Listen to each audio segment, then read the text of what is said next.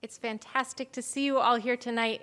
I always appreciate when we have a room that's full and lively. Thank you so much for being here. I'm Hannah Weissman, the Executive Director of the Magnus Collection of Jewish Art and Life, and it's my pleasure to welcome you all tonight for our annual Diller Lecture. Before we begin, please do take a moment to silence any devices you have that might make noise, and make note of the emergency exits at the front and back of the room. Whether this is your first time here or you come frequently, thank you for coming out tonight and engaging with us. The Magnus is a community-supported museum dedicated to generating new knowledge and understanding of Jewish cultures, which we do primarily through the exceptional collections in our care and in regular partnership with UC Berkeley's Center for Jewish Studies and the Helen Diller Institute for Jewish Law and Israel Studies. Collectively, we form a unique tapestry that academically enriches, intellectually challenges, and socially supports UC Berkeley students, faculty, and staff, and warmly invites members of the public community, many of you tonight, to join us in exploring the diversity and complexity of Jewish experiences. We are especially grateful to the Helen Diller Family Foundation for their tremendous support of Jewish and Israel studies at UC Berkeley. I'm pleased to now turn the microphone over to my colleague, Professor Ethan Katz, Faculty Director of the Center for Jewish Studies, to introduce our distinguished speakers.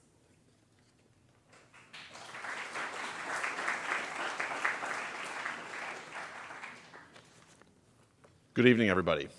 Welcome to all. Thank you to Hannah for that warm introduction, and we're so grateful to the Magnus for your steadfast, crucial partnership. The Magnus is such an important part of the fiber of Jewish and Israel studies at UC Berkeley. They're our co-sponsors tonight and our hosts and our constant partners in a number of endeavors. I also want to thank our Dean, Sarah Geyer, for being here this evening. Her support has been really crucial for the flowering of the CJS in recent years. And I want to thank an institution that has been so important to Jewish and Israel studies in an indelible way since the very founding of the Center for Jewish Studies here, and that is the Helen Diller Family Foundation. This is the annual Diller Lecture, and it is substantially thanks to the generosity of the Diller family that so much of what goes on at CJS is possible. My title is actually the Helen Diller Family Director of the CJS. I don't run around telling everybody that, but it tells you something that we are really fortunate. We have many generous donors to Jewish Studies here at Cal, and a number of folks who are here tonight, and thank you all. But it's the Diller funds, which were given more than a decade ago, that have really enabled us to build a thriving Center for Jewish Studies that has a significant and growing national reputation as a center for teaching and scholarship.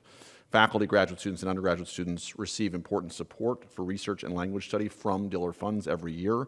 Diller Funds supports some of the courses that we teach. They support a range of speaker programs, most notably tonight's annual lecture, when we bring a major scholar in Jewish studies who's a leading presence in their field to give a lecture or have a conversation on a topic of broad scholarly and public interest.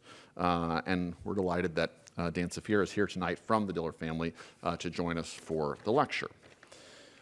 Our featured speaker tonight is Professor Stephen Zipperstein. Steve is the Daniel E. Koshland Professor in Jewish Culture and History at that other august institution of the Bay Area, Stanford University. There he directed the center, the Taube Center for Jewish Studies for 16 years. And I know what you are all wondering. How good does a professor at Stanford have to be for us to invite them to give one of the two really big annual lectures here at Berkeley in Jewish Studies? And it's true, the bar is very, very high. Now, in Steve's case, he gets a little bit of dispensation because he's a product of the UC system, not Berkeley, but UCLA. He got his BA, MA, and PhD, all from UCLA. And he's the author, editor, or co-editor of 10 acclaimed books. I'm going to only mention a few here. His first book, The Jews of Odessa, A Cultural History, 1794 to 1881, published by Stanford in 1985, won the 1986 Smilin Award in Jewish History and has been translated into Russian and became a classic work of Russian Jewish history. His other works include Elusive Prophet, Achad Ha'am and the Origins of Zionism, published by University of California Press in 1993, which won a National Jewish Book Award. Rosenfeld's Lives, Fame, Oblivion, and the Furies of Writing, published by Yale in 2009, which was shortlisted as a finalist for the National Jewish Book Award. And Pogrom, Kishinev, and the Tilt of History, published by Norton in 2018, another finalist for the National Jewish Book Award, and named one of the best books of the year by both The Economist and the East Hampton Star. And in October of last year, Steve published his long-awaited and much anticipated biography of Philip Roth, Stung by Life, about which he will be speaking in a few minutes. Now, I'm really scratching the surface here, frankly. Steve has received numerous prestigious grants, awards, and fellowships. He's published essays and commentaries in numerous venues beyond the academic world. He's a beloved teacher. He's mentored dozens of graduate students who've gone on to hold major posts in the field of Jewish history. And reflections of this kind of excellence are found in the fact that in spring of 2022, he was awarded the Stanford Humanities and Sciences Dean's Award for Excellence in Graduate Teaching. And in 2023, Steve was elected to the American Academy of Arts and Sciences. I want to say a quick word about what makes Steve's scholarship remarkable. I'm resisting the temptation to tell you about all 10 of his books, don't worry. His scholarship is wide-ranging in time, space, and theme. It's incredibly deep in its archival work and so careful in its readings of sources. It's full of new discoveries. He writes from a place of deep curiosity and humanity about all of his subjects. As a Jewish historian, he writes about the internal dynamics of Jewish society and culture in many of his books. And in other books, he situates Jews within a wider cultural and intellectual milieu. I think in tonight's conversation, we'll see him moving from both directions with regard to Philip Roth's life. And at a personal level, I just want to note that Steve is a consummate colleague and a model of engagement and fundamental care for his colleagues and for the world. Steve did not know me at all when I got here, and the first time that we met, he said, "I've heard really great things." Now, I don't know who talked to Steve, but but it was very kind, and he's been a mentor and a friend to me since I came, and he's always wanted to find opportunities to be in conversation and to think together about the hardest questions, which is what we get a chance to see tonight. And it's for that reason that bringing us to our second presence here on stage, Professor Scott Saul, it's for that reason that Steve actually handpicked his interlocutor tonight. People don't do that often, actually. People are just happy to be interviewed on stage, but it's a measure of Steve's seriousness about these conversations, and it's a measure of Scott's excellence that Steve wanted, without having ever met Scott, to be in conversation with him about Philip Roth. Scott is a professor of English here at Berkeley. He teaches courses in American literature and cultural history. His first book was on jazz and the making of the 1960s, and it won the American Book Award. His second book, Becoming Richard Pryor, was the first deeply researched biography of the comedian Richard Pryor, and was longlisted for Penn's Literary Award for Best Biography.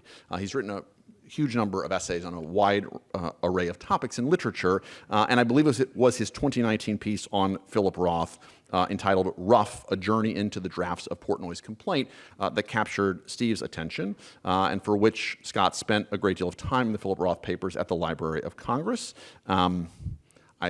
As I say, really just giving a tiny thumbnail sketch of Scott's very illustrious biography himself as a scholar.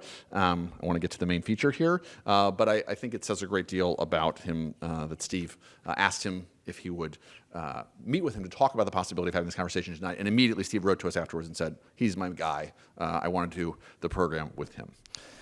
I want to say just a word about tonight's topic. And I want to pinpoint the fact that this, in my view, is a very timely book.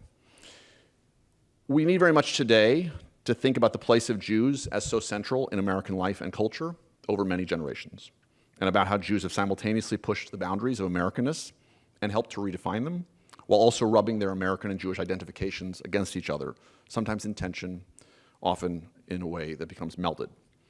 We're living in dark and challenging times when, for the first time in my lifetime, many people are questioning the place of Jews in the American fabric from a range of vantage points.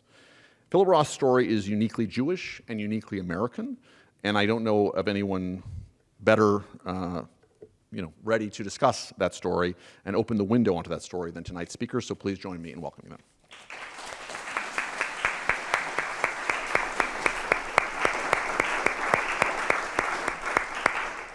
Just before we start, I we're so fortunate to have Ethan Katz. Thank you very much, Ethan.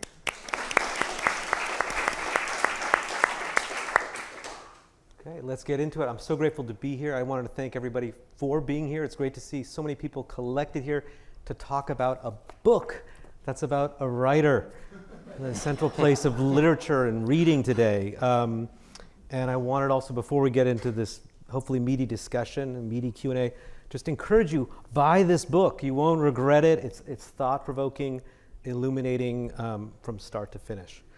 So Steve, so as you note in the opening pages of your biography, Philip Roth was a controversial figure across his entire career.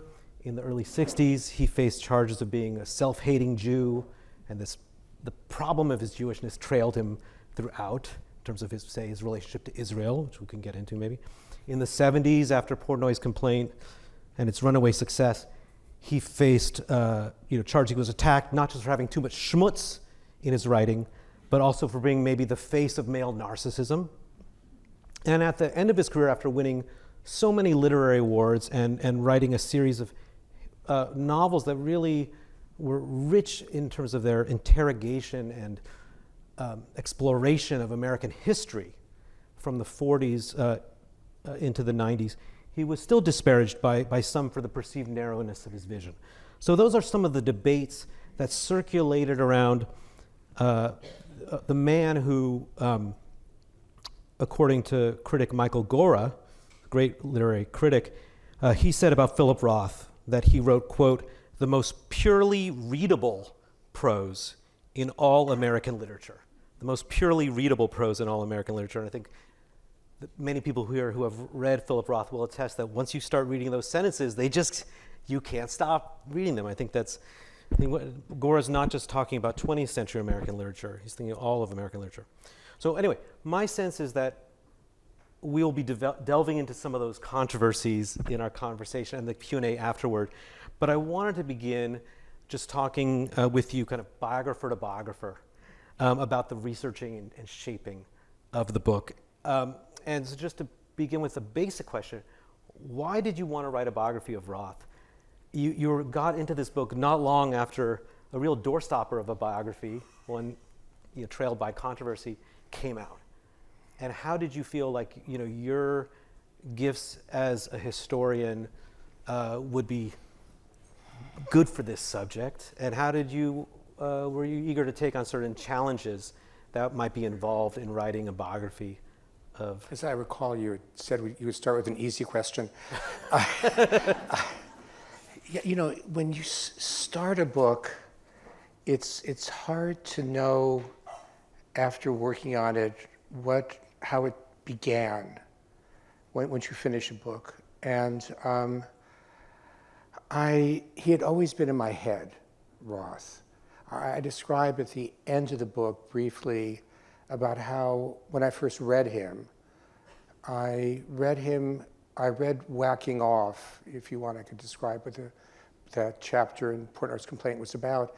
I read Whacking Off at the age of 17, just before I left for the Chicago Yeshiva. I was raised as an Orthodox Jew, and I didn't pick it up for preparation. And what I realized in reading it was I was wrestling with orthodoxy. I really did want to stay as an Orthodox Jew. What Roth provided me with was the knowledge that it wasn't a panacea out there.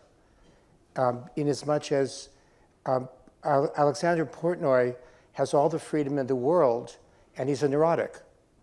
And it was an important lesson to actually absorb about the world around me, about what I was presumably entering into. That knowledge helped me over the years as an historian, and it certainly prompted me to actually spend the time, a lot of time, that I spent reading and rereading Roth. There were probably 40 or 50,000 articles, including reviews, about Philip Roth, I used about 25 archives, mostly because the material of his in the Library of Congress are almost exclusively letters to him. And so to actually read his own voice, I had to go elsewhere and interviewed about 120 people. And I wanted to get it right. And I think, as Scott alluded to, well, actually, I think it may have been Ethan, but you've said very intelligent things also. The importance of actually resurrecting astute writers at this particular moment in time seems all the more crucial to remind people what it's like to actually gain knowledge off of the page, to understand the importance of the spoken and written word. One's reminded of that, especially after that speech that so many of us heard last night. And so it seemed crucial, felt crucial to get it right. But I can't remember why it is I had the audacity, as mostly an historian of Russian Jewry, to actually throw myself into that. Do you want to ask an easier question? Or? No, I'm just going to ask an even more difficult one. So you plunged in, and I think we're all grateful here that you did. But I imagine that and I can speak from my own sense, as a biographer, never having done it before, there's a sense that the work of writing a biography about somebody who is recently deceased can stretch you if you're a historian who likes archives, because suddenly you have to deal with people. Was there anything that you felt really stretched you in terms of researching this book that forced you to deal with either, situations, topics, or aspects of uncertainty or difficulty that you felt like you needed to do to write this book in the right way, but that also were taking you out of a kind of a comfort zone? Yes, somehow as an historian, it felt as if writing a literary biography or writing about literature was a kind of kindred spirit, if you will. History, the writing of history, at least as I see it, unlike sociology or political science, doesn't answer questions. We don't solve problems. Much like in the work of literature, we circle around issues. And in order to complicate reality, complicate the past, much as a writer of literature does. And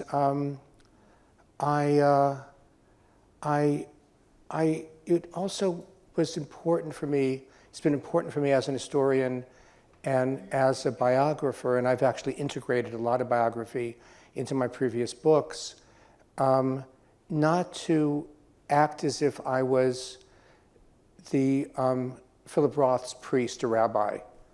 I wasn't there, I wasn't writing the portrait of a priest. I probably would be bored if I was doing that. I was writing about an extraordinary writer who lived much of his work, who threw himself into his work. Just parenthetically, and Scott and I were talking about this before, the whole notion that one shouldn't take criticisms of one's work seriously is absurd, because you throw yourself into your writing. You're inside of your book. So when someone doesn't like your book, they don't like you. And that's something Philip Roth definitely felt very intensely. And Philip Roth felt that particularly intensely, and took criticism to heart, even as I've pointed out in the book, even when he wasn't particularly criticized. And so yes. It seems, and I've always, I really, in a sense, came of age reading literature. I grew up in a very cloistered little section of Los Angeles, just a mile and a half from where Janis Joplin was doing whatever she was doing in Laurel Canyon. But I was as far away as Croatia. And I remember having finished my year at the Chicago Yeshiva, sitting with a first cousin in the Bronx, opening up a copy of Life magazine and turning to him and saying, "What was Woodstock?" And so really everything that I learned, the way in which I came of age, was with words. My father, as I was an Orthodox Jew, a CPA, but we had a building in the back of our house with 30,000 books. And so I was able to read freely with the understanding that I would cooperate and take over his CPA firm and walk with him to shul, none of which I ended up doing. But I read a lot. And it was there that I read Roth, and it was there that I learned just the importance of words. And it was words that helped to extricate myself from becoming a CPA. And and here's this master of words that I had the opportunity to actually meet and get to know, and who opened up his entourage to me, who told the women closest to him, and there were several, that they could trust me. And then I set about well, doing what I did. Yeah. And so you don't know what you're getting into when you start a book. And also, there's a certain rhythm, especially a biography has a certain rhythm, and you have to sustain the rhythm. When I was writing my biography of Ahad Ha'am, the leading figure in cultural Zionism, I remember there was a moment in 1906 when he's hit on the head by a policeman during an anti-Jewish riot in Odessa. He dies in 1927. And I remember thinking rather mischievously, if only he hit his head a little bit harder, I'd be able to finish this book. But fortunately for him, he did not. And yeah, and so there's a rhythm, and once you establish that rhythm, you have to be able to sustain it. Yes. And you know, there's a history and literature are really kind of second cousins, and literature and biography, one could say, are first cousins. And because there's as I'm sure you've noticed, there's a degree of imagination that you have to employ when you're writing a biography.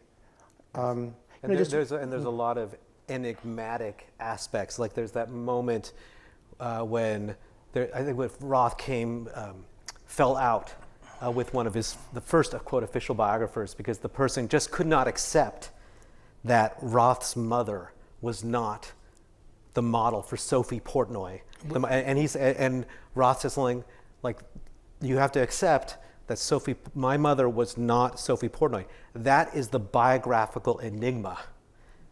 I created Sophie Portnoy, even though my mother was not that. And she was sort of.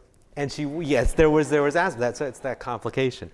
I wanted to ask you to read. In other words, you're constantly wrestling, and this is sort of a way of thinking that's increasingly alien in our divisive culture. In biography, someone is sort of, but not entirely. You're always equivocating. You equivocate about people you know in your own life. Why is it so surprising that we would equivocate when we're writing about someone that we essentially don't know? You know, I've long thought about this as an historian, where so many of us have grown up in families where as soon as we walk out of the room, people describe what happened in that room vastly differently. As historians, we're never in the room. What we base our attempt to write about the past on are those papers that somehow fell from a table, ended up in files, and no matter how many files we read, we're never in that room. And so there's a degree of modesty, that you have to employ as someone who writes about the past and is attempting to actually fill out the past for yourself and for others. Well, I want you to read a bit from your book, and something I noticed about it is the importance of Roth's female companions as sources. You were able to elicit the cooperation of several people who hadn't spoken to other biographers, and I'd love it if you could read a bit.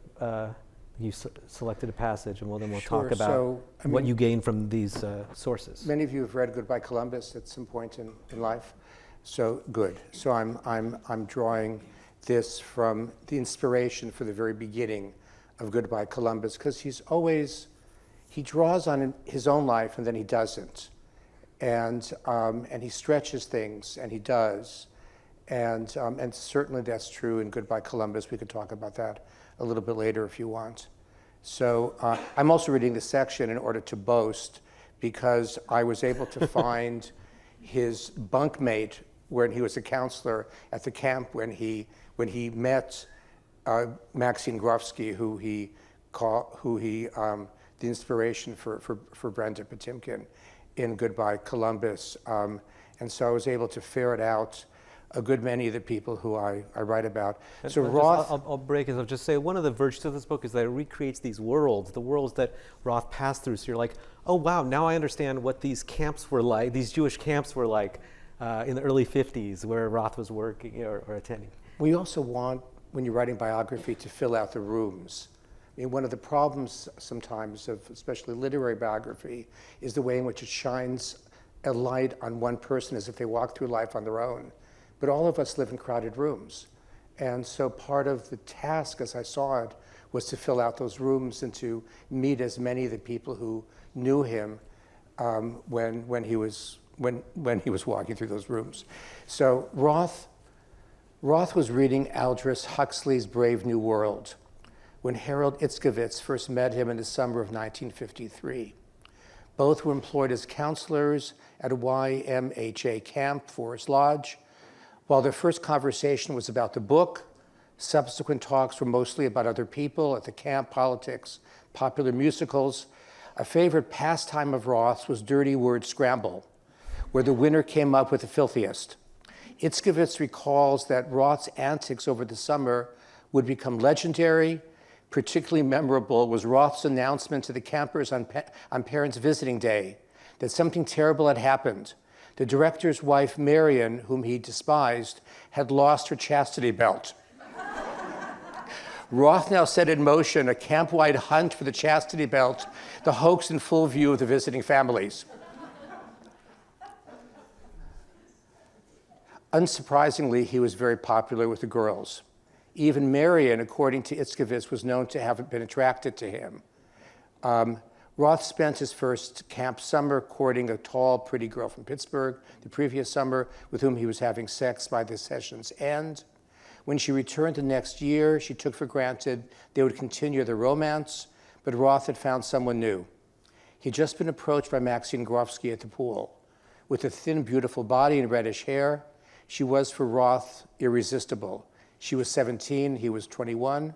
His friend Betty Lehman, soon married to one of Roth's closest Wequahic buddies, remembers him watching Maxine as she walked on the beach, blurting out in amazement, "She walks like a gazelle." Grofsky told me that she had spotted Roth first, found him handsome, and as she was about to embark with two other swimmers on a skit about the discovery of biblical Moses floating in the water, she walked over to him and, like Brenda Potemkin in Goodbye Columbus, asked him to hold her glasses. Roth captures this moment in the first beautifully crafted paragraph of Goodbye Columbus. I watched her walk off. Her hands suddenly appeared behind her. She caught the bottom of her suit between thumb and index finger and flicked what flesh had been showing back where it belonged. My blood jumped. One note, I was debating whether to talk about this, but you meet people, as my wife and I met Maxine Grofsky at 88 or 89, and you're writing about her at 18 or 19. So how much do you really know? Now, in Goodbye Columbus, there's a sentence of Roth's that makes reference to her mammary glands that are small. And so the very first time we meet her in her West Village apartment, she's sitting across a table from me and my wife. And she turns to me and says, "What are you looking at?" and of course I was curious, but there's some questions you don't answer. So that, what you quoted from is that moment that is where it's like clear relationship between what happened in his life and what made it into his fiction. But I think, in the next few pages, it actually gets more complicated.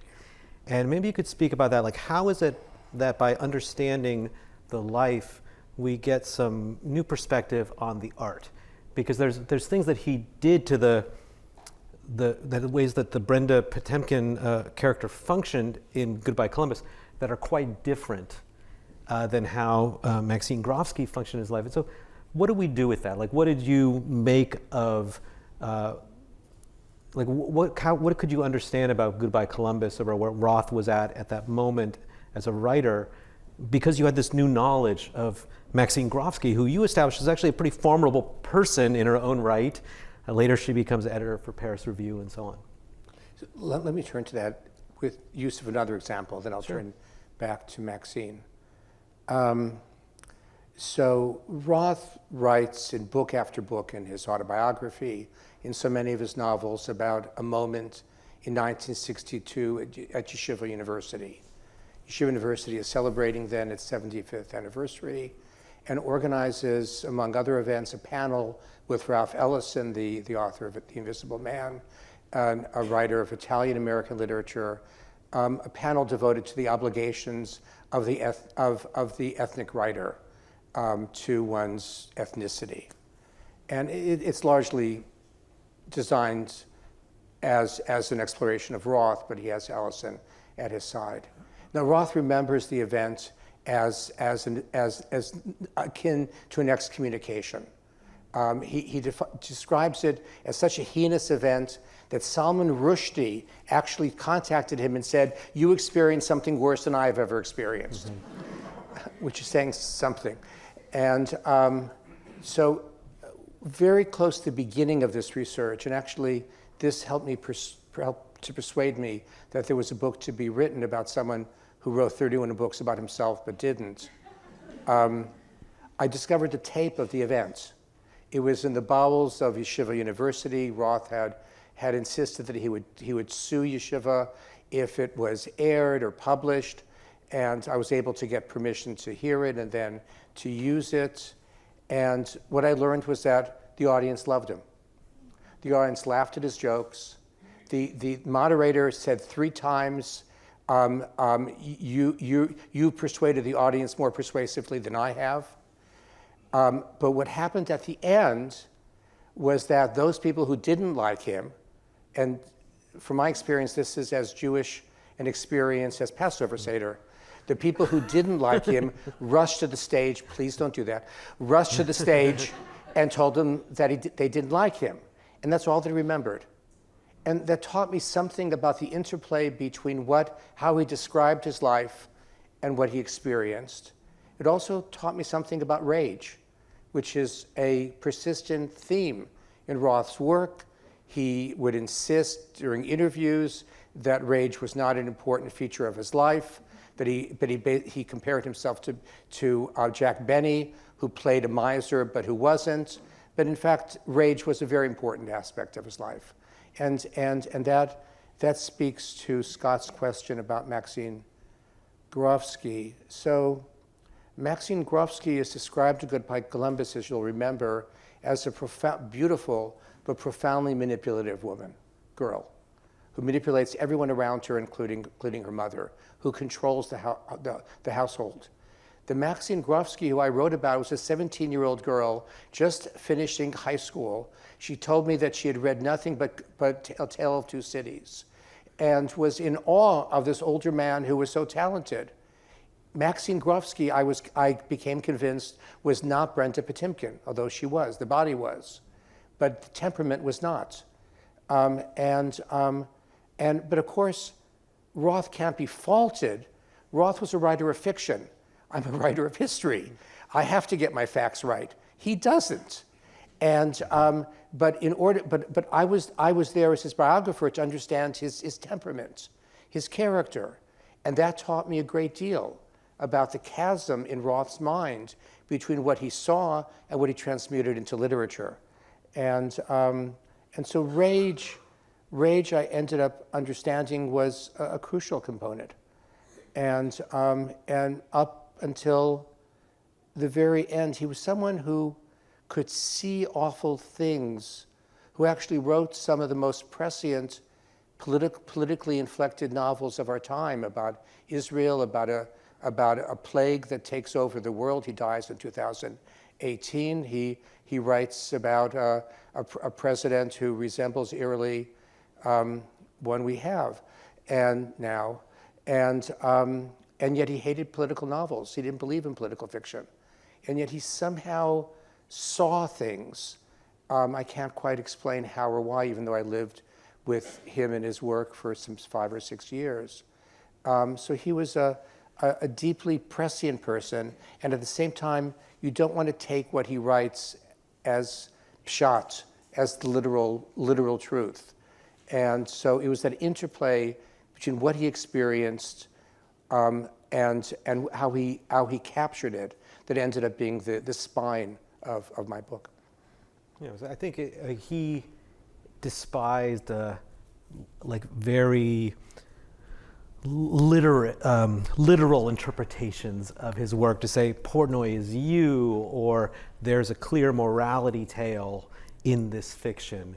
He always wanted to insist on this distance between the character and himself, and there was at the same time that there was a lot of that it seemed like of writers. He was very inspired by the things that are going on in his life, which is the one reason that your biography is very interesting, because there is such a taut and relationship between the life and the art. I benefited in no small measure by finishing the book after Philip died. And so he wasn't, unlike the case of Blake Bailey, the previous biographer who got into whose book was pulped soon after its appearance because of charges against Blake Bailey, sexual charges.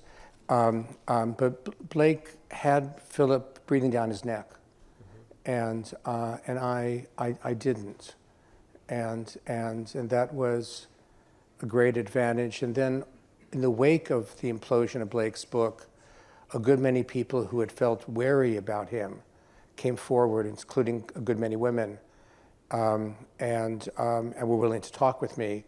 In one important instance, his most long-standing lover of some 20 years shared her diaries with me that I was able to use for the book. That's fascinating stuff. I'm realizing we're nearing the end of our time. We're going to have to move it into Q&A a little bit, but I have a few more questions. Maybe we'll go quicker answers and quicker questions. You can do quicker questions, but I can't do quicker answers. Okay, that's fine. So this is a two-part question. You can choose which one you want. Which of Philip Roth's novels came to mean more to you now because of what you understand about the making of them? And also, conversely, which of novels came to mean less to you or were harder to enjoy because of what you now understand? I'll just add on that regard, it's like, I always loved, actually, I Married a Communist, which some people really don't like, because I just thought it's the way it captured the Popular Front and the transition into McCarthyism was so acute on a historical level. But when I understood that it was this like roman à clef that was about Claire Bloom, his wife, ex-wife, then it seems very shrill. But I'm curious. So I've ruined that novel for you. Well, it's made it much harder. Well, you see, like you're talking about the complexity of people, the complexity of works of art. You can really appreciate aspects of it, and then you have other parts. It's like, well, that is not multidimensional. So, are there some works of his, some novels of his that like you appreciate all the more and what they achieve, and conversely, others that seem diminished? Yeah, I mean, I think my favorites, among my favorites, would be The Ghostwriter and The Counterlife. The Ghostwriter was the only, as I recall, the only hardcover book that I bought when I was an impoverished graduate student and writing my dissertation about Odessa in New York City in the Upper West Side. The 2-bedroom apartment cost monthly $479, and I walked down to the corner of the New Yorker bookstore and picked it up the day of its appearance, and I still have that copy. And The Counterlife, and I think there too, Roth was not particularly interested in Israel before he wrote The Counterlife. And he actually turns to writing about Israel largely because it seems like a locale where, which is infused with chaos. Imagine someone thinking that about Israel. And a place where someone could change one's life. And he's actually already thinking when he writes it about leaving Claire Bloom. Usually lasts about 2 or 3 years in a relationship. And yet he writes one of the most extraordinary novels about Israel in the English language that have ever appeared. I don't know of anyone who's written as fluently about the routine of a writer as he does in The Ghostwriter. And contrary to the opinion of many people, the American trilogy, so-called, American Pastoral, I Married a Communist, and Human Stain, I loved the Human Stain. I wasn't blown away by American Pastoral, which seemed to me stitched together from various pieces, and he actually begins it. The initial draft of it, as I came to see when I was going through his drafts, was written 30 years before he actually finishes the book. And the one that I probably like the least is the baseball novel, but I don't know of anyone who's ever finished that. But well, if this is there's one of the anyone in the room, ironies that you point, I think you get to about his mid-70s work, which is not that appreciated, is that it's coming out at a time when he seems to have a very wonderful companion in his life, and she basically is so supportive of his experimentation that he's just like, creating stuff that he, like you were saying, there was a role for rage in his writing that it sometimes catalyzed his imagination in ways that is kind of spiky and creates controversy, maybe creates difficulty in us when we're reading it. And creates difficulty in him. Yeah. So he's incredibly touchy. At the same time, he writes books that he knows will be savaged. And writes 3 or 4 books of that sort between publishing Portnoy's Complaint, which becomes, of course, a sensation. I mean, he becomes as famous as Mick Jagger, which is inconceivable for a writer today. And in between Portnoy and The Ghostwriter, he writes a series of books that he's pretty sure will be savaged, and he hates being savaged. He hates any criticism, and yet he does it nonetheless. He insinuates himself into his books, into some of the most uncomfortable moments of his books. For example, the conversion of the Jew, the one that appeared in the New Yorker, Defender of the Faith, is about a shirker in the army. What I came to learn, I not only met his bunk mate in camp, but I met the man who was sleeping in the bunk next to him in the army. And he told me that Roth himself was a shirker, and that he would tell his commanding officer that he couldn't do duty on Friday nights because he had to go to shul. Now, Roth did not go to shul. So he does that. He takes risks that he knows will upset him profoundly. He insinuates himself into the description of some of his most unseemly characters, and does that time and time again. He's the complexity ended up both bedeviling me and fascinating me. Well, maybe that's a good place to end this portion of the evening.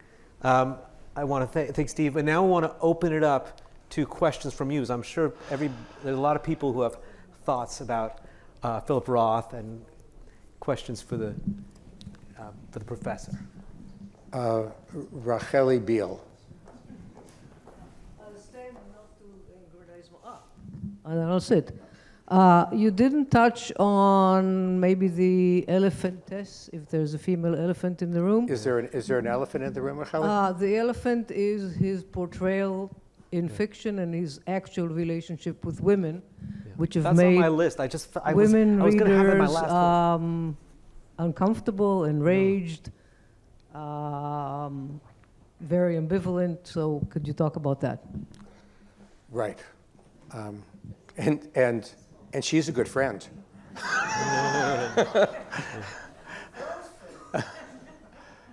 Yes. No, I didn't intentionally avoid it. I was just waiting for Scott to ask me about this.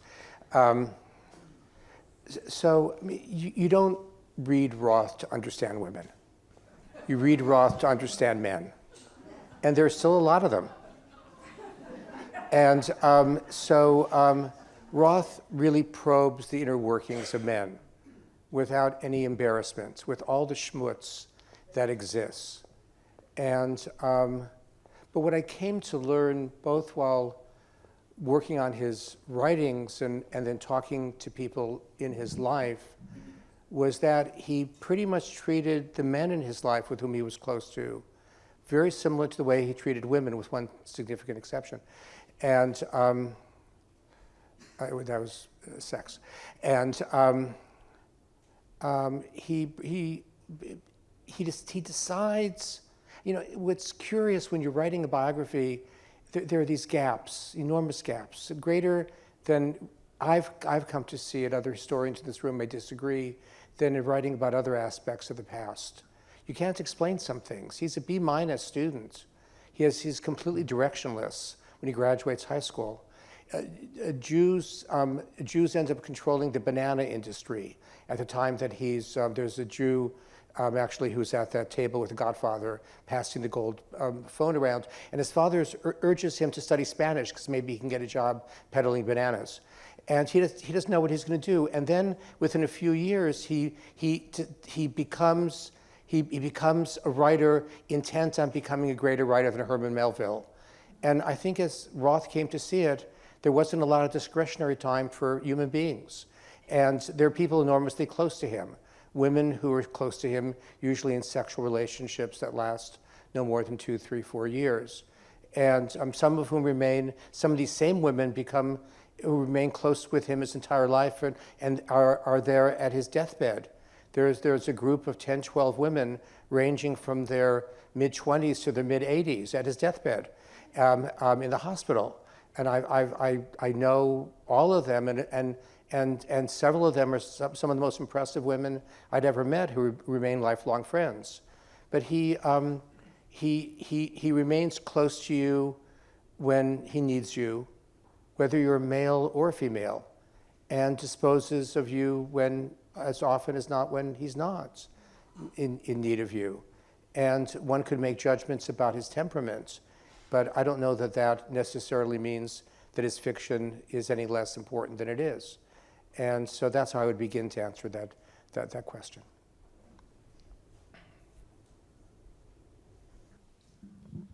Thank you so much, both of you. So I have many, many questions, but I'll ask two. One is just, I guess it's another elephant in the room of sorts. You said a little bit about Roth's Jewishness, and I know we could spend the entire evening on that very generative subject, but I wondered if you, having written this biography and having been a Jewish historian for having written a lot of different topics, is there something about Roth's Jewishness that you feel traces a set of larger historical developments or tells us something about sort of, Jews in America from the mid-20th to the early 21st century, or is he entirely sort of idiosyncratic in his relationship to Jewishness? That's my first question. My second question is just about... Let me answer that one first, Sure. then ask the second one, because it's a meaty question, Ethan. Roth is convinced that Jews are at home in America. Even though he writes The Plot Against America, he remains convinced of that. And his work is deeply Jewish. The fact that Saul Bellow, Bernard Malamud, Roth, a working definition of an American Jewish writer is someone who insists that he is not an American Jewish writer. And because Jewish suggests at the time that Roth comes of age something smaller, something tribal. It's the assumptions that are byproduct of the conflict between Christianity and Judaism, a conflict that Christianity doesn't even see because Judaism has been vanquished already in the first, second centuries. And so it's a byproduct of that. And you can't, when I first met Roth and invited him to speak at Stanford soon after I came and became director of Jewish Studies, and I asked him to, and I described this briefly in the book, just invited him to meet with Jewish Studies students and faculty, and he said, I have nothing actually to say. I said, just put a pin in one of your books and read the passage. And they'll have something to say about, to Jewish Studies faculty and graduate students. And so his Jewishness, as he acknowledges, I think accurately, is largely uncerebral. Everything, he grows up in a part of Newark that's 95% Jewish. And he writes about the place that he fled from, much like Joyce, for his entire life. He would never want to live there, but he can't get it out of his system. And because he's always writing about what he knows best, and that's what he knows best. And a place where even boxing is Jewish. Because in the 40s, you follow boxers, and you're hoping that these boxers will represent someone who beat up Hitler. And where everything is Jewish. Every girl he dates when he's a teenager is Jewish. Every girl he largely avoids once he ceases to be a teenager is not Jewish. And Jewishness permeates everything about him. And of course, religion is anathema to him. But by and large, for the bulk of American Jews, religion is not what is at the center of their Jewish identity. You know, I've suggested this a number of times, and I don't know whether there's any accuracy in this or not, but there was some kind of chokhmah, a kind of perceptiveness in George Santos in realizing he didn't have to go to synagogue in order to act like he was Jewish. And you don't need to do that. Being Jewish is made of many different other components. And those were the components of life that Roth would investigate time and time again through his fiction. So that's how I would begin to answer the first of your two questions. Thank you. Second question? Thank you. Yeah, the second question you actually started to allude to a little bit, which is just so many people who have written about Roth have focused a great deal on the importance of Newark for him, as his birthplace, as a place that appears in so many of his books. And I'm just curious, sort of, how you see that shaping him and why you think he returns to it so often as a setting in his books. Yeah, Newark is a great laboratory for him. It's the Republic of Letters, so to speak, is across the water. And before a bridge is built, it feels far away, New York. As Roth says at one point, Newark was like Europe to me. It's smaller. It's way smaller, obviously. It's somewhere, it's located geographically somewhere in between two big cities, Philadelphia and New York. And it's a place that has the interplay between economics and gangsterism is intimate to the Newark that he grows up in. And Jewish gangsters, just to clarify. And homegrown Jewish gangsters. There are a few Gentiles as well. And those are the first stories that actually he when he goes to college, those are the first stories he tells about all the gangsters in gangsters controlled City Hall. Maybe gangsters now control the White House, and so it's and he realizes very early on that he actually has a place that he could write about, a place that he fled from. He would never go back there, but at the same time, again, much like Joyce, he can't get out of his system, and I don't know, had Joyce grown up in London, I don't know that he could have done what Dickens did to London, but he did it to Dublin. I'm not going to. I don't know the size of Dublin, but a middle-sized city that you could actually capture and have as the backdrop to your stories, much like Newark worked for Roth. And of course, he stays in Newark, stays in a fictional Newark, up until the very end. Nemesis is all about a plague that plagues Newark. And so he, what I ended up being so fascinated, among the things I ended up being so fascinated by, is that including this last novel, Nemesis, what Roth circles around time and time again, contrary to what we associate with Roth, is childhood. He's as much a student of childhood as Dickens himself, but he's particularly fascinated by that moment in childhood just before adolescence, just before sex becomes an obsession, when you're free from it, when you could just play baseball and not even think about the girls who are watching you. And he's immensely preoccupied. He's immensely preoccupied with the power of family. I think Human Stain is all about Coleman Silk having escaped from family, and the price you pay, the terrible price you pay. And yet he's, aside from his mother, his father, and his brother, he's indifferent to family. I ended up knowing first cousins of his better than I think he knew them. And so he's constantly exploring aspects of life that he himself doesn't necessarily embrace, but that he imagines. And so that just kept me, I probably, in the end, enjoy reading him more now after having spent 6 years with him than I did when I first started the book. And that struck me as a surprise. I have a question. I'm over here. A question about your process, your research as a scholar and as a writer. Did you, maybe this is a sort of two-part question. Did you come across things about him? Stand up. Did you come across things about Roth that you were not expecting and that were hard to handle or that were hard to frame or that you found shocking?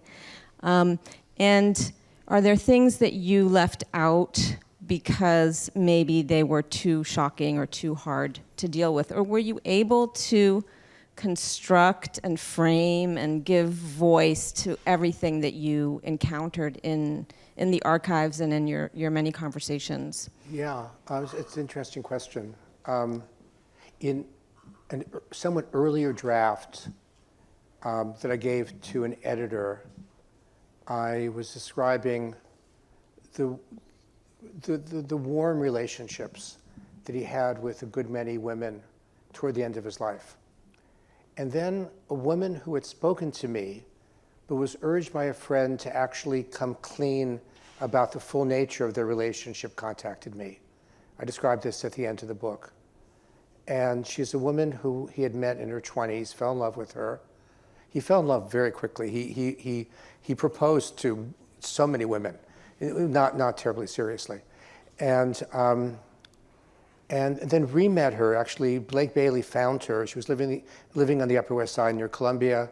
They renewed a friendship, and they spent a lot of time together, a platonic relationship. And that's what Blake describes.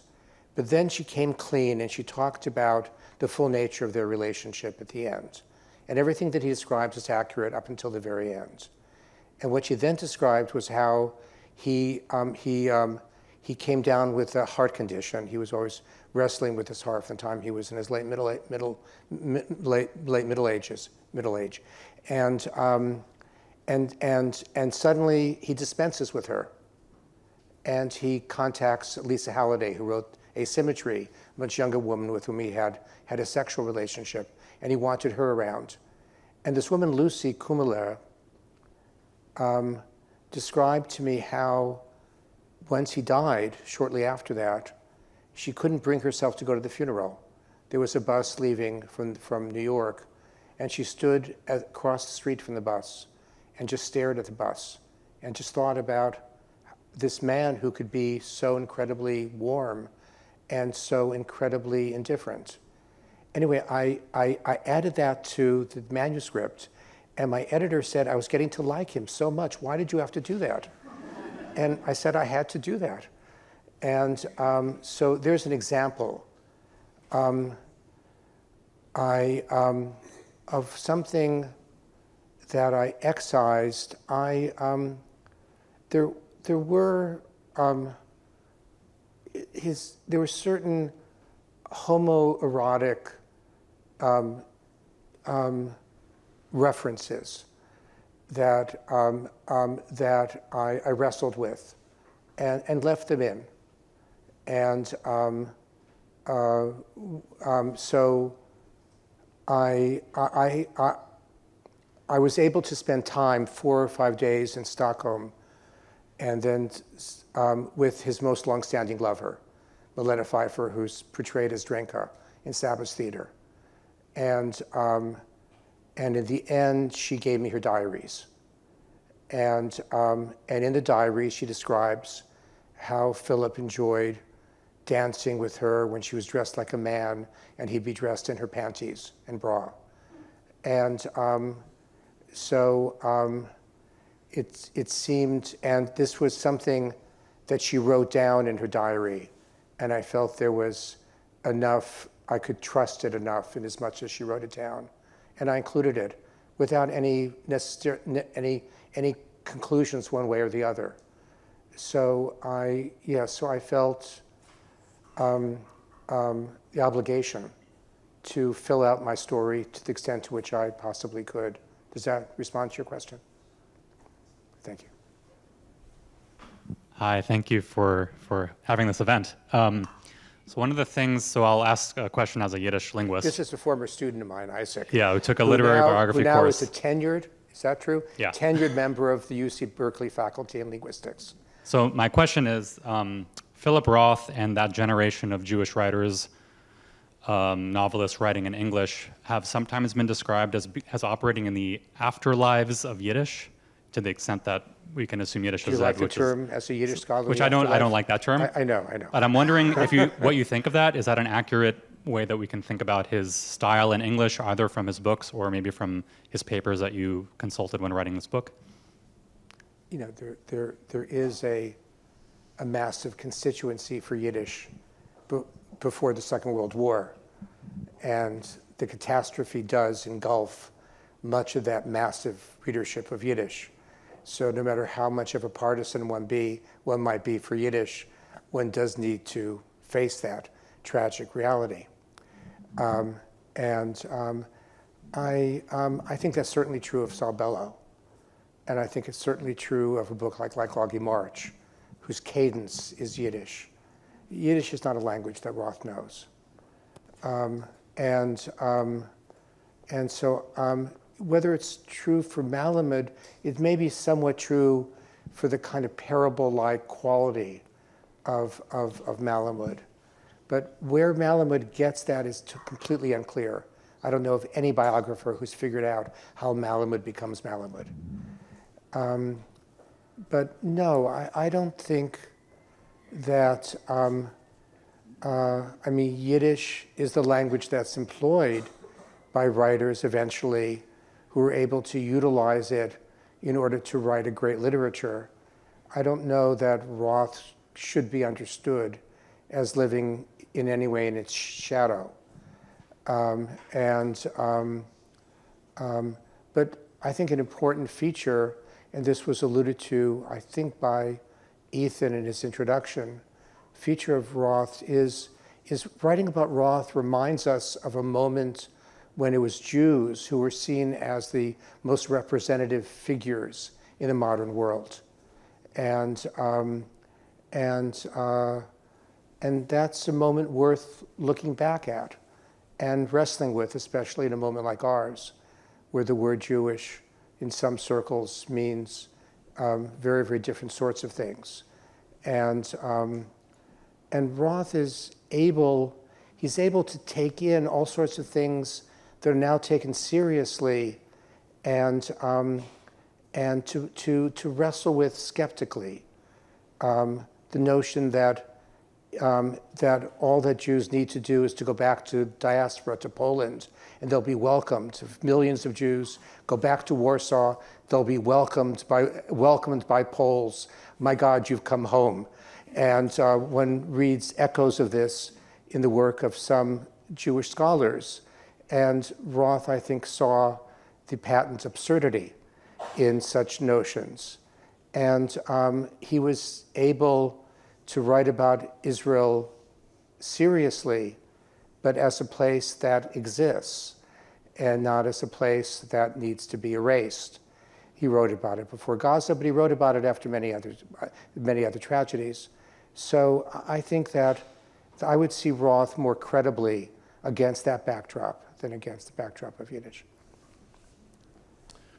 I want to take the opportunity to thank one more time each of our speakers for a wonderful evening. We're going to have time for book signing in the back, and I encourage everybody to buy this wonderful book and read it. So you have an opportunity here and to have the author sign it. But let's please join in thanking Steve and Scott.